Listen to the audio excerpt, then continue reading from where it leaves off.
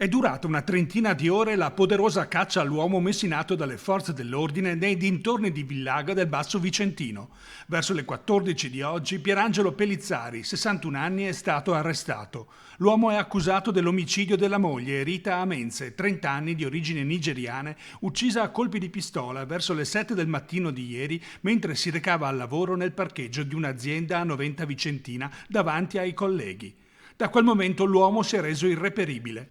Secondo le prime ricostruzioni, il 61enne, disoccupato, avrebbe esploso 3 colpi di pistola sul volto e alla schiena della donna, che con le braccia avrebbe tentato invano di ripararsi. Poi l'uomo avrebbe esploso un quarto colpo di pistola in aria per garantirsi la fuga e con molta calma avrebbe riposto la pistola sotto la giacca e sarebbe risalito in auto, una Jeep grigia, in direzione Quargente di Villaga, dove la coppia risiedeva.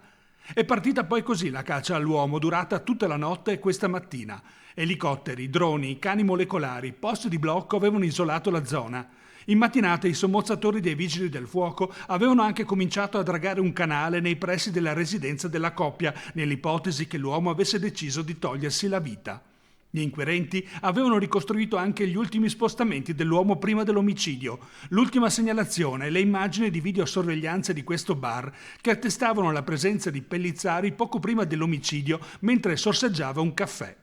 La gelosia e l'incapacità di accettare la separazione dalla moglie sembra essere stata la causa del folle gesto. La donna, infatti, da poco tornata dalla Nigeria, dove aveva lasciato 3 figli, avrebbe annunciato l'intenzione di separarsi e per questo avrebbe cominciato ad alloggiare da un'amica.